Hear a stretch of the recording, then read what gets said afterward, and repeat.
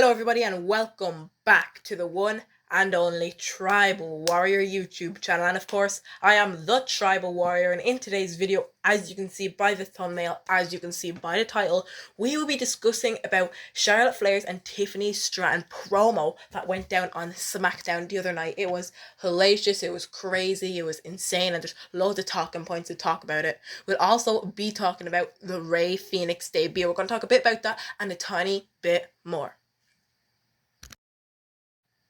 So as you can see on top of your screen right now, it says Wrestling Inc. And of course, Wrestling Inc. is an article I got a lot of this video from. They helped me out extremely well. So yeah, huge shout out to Wrestling and a bit of a shout out to Wrestle Votes as well. So yeah, basically this is what actually came from Wrestle Inc. And this is what they said based on the Charlotte Flair and Tiffany Stratton promo. Now, if these two were being dead serious and going with the script, wow, fair play to them. Because I honestly thought this was like real straight, real life beef. But anyways, let's see what Wrestle Inc. has to say.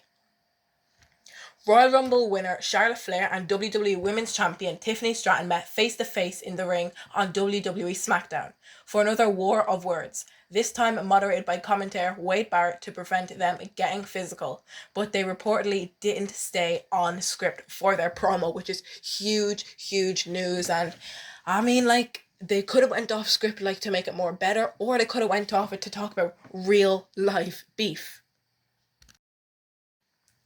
According to WrestleVotes on X, formerly known as Twitter, the women said very little of what was in the rundown for them and went off script quite a bit. This is like huge news, and usually when superstars go off the script, it's trying to make it better. But in my opinion, and a lot of people's opinion, this was not trying to make it better. I mean, it kind of did. The words was crazy, but it also went off script in a way that was personal, that was real beef. And I kind of want to know what happened after the show, what like went down backstage. Did Triple H say, and did Triple H say well done? Does Triple H question them? But yeah, I don't know. WrestleVotes didn't specify what portions of the segment were specifically off script, but it ended with Stratton taking a shot at Flair's most recent divorce, calling her 0 and 3, and saying that after WrestleMania, she'd be alone, just like her personal life. Stratton slid out of the ring immediately after delivering the line, but Flair got one last shot in on Tiffany Stratton, mentioning her boyfriend Ludwig Kaiser being in my DMs. Obviously, in my DMs, meaning in Charlotte Flair's DMs, which is crazy. And they went back and forth, especially after what happened a couple of weeks ago on their promo. Says Flair had seemed visibly shaken by the jeers of the Chicago crowd earlier in this promo. Of course, after the international tour, this is the first show back in America. I was in Chicago, of course, CM Punk's hometown. He got a huge pop. We got the favorite reveals and so much more. And yeah, the crowd was completely booing Charlotte Flair, maybe even more than Dominic Mysterio or Logan Paul.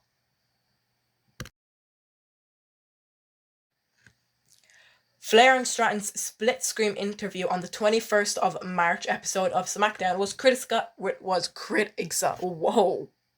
criticized by fans, with many saying Flair attempted to bury the champion. Some within WWE believe that Stratton was put in a sink or swim situation. Prior to the heavily criticized segment, the women traded attacks on one another, with Stratton being the woman left standing most recently after taking Flair out with a moonsault from the top of the Titantron, obviously where the superstars make their entrance.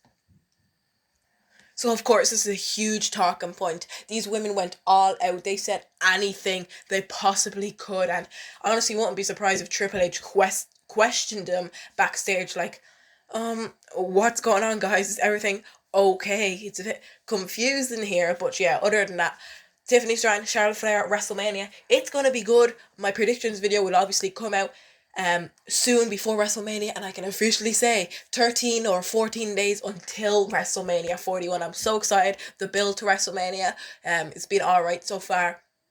We also have the Hall of Fame coming up. We have Stand and Deliver and so much more. I'll see you guys In the next segment we have here, so we're going to step away from Charlotte and we're going to just talk about a tiny bit about Rey Fenix WWE debut. So yeah, as I literally just mentioned, Rey Fenix defeated NXT's Nathan Frazer in his debut match. So of course Nathan Frazer, he's the NXT champion, and in a way this was both of these superstars' debut: Rey Fenix WWE debut, and Nathan Frazer's main roster debut. So yeah, this was a great match. Obviously Rey Fenix wins, and I love Rey Fenix. I'd say Penta had more hype. He had a better team song, Penta. More people loved him. And a thing that gets Penta really achieved is his Cero Mero, Sierra Miero, however you pronounce it. I'm not the best at languages, but anyways. So yeah, Rey Fenix took the win, and it was a great way for him to debut.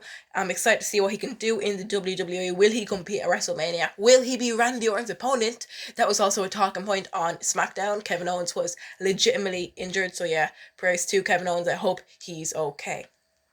So yeah, that's all I really got for you in today's video. A bit about Charlotte, a bit about Tiffany, tiny bit about Punk, as I mentioned with the news, of course, Kevin I just mentioned, and yeah, Rey Fenix. That was today's video, guys. It might be a bit of a short one. It's just because I've been a bit all over the place planning WrestleMania videos. The WrestleMania playlist has already started. As I mentioned, CM Punk, what's the favorite in the last video, I'm pretty sure it was. So yeah, make sure to check out the playlist section of my videos, and it will be up there, I'm pretty sure. So yeah, guys, thanks for watching. I'll see you in the next video. I've been the Tribal Warrior, and you guys have been great watching my videos. I'll see you in the next time, and remember to always stay tribal.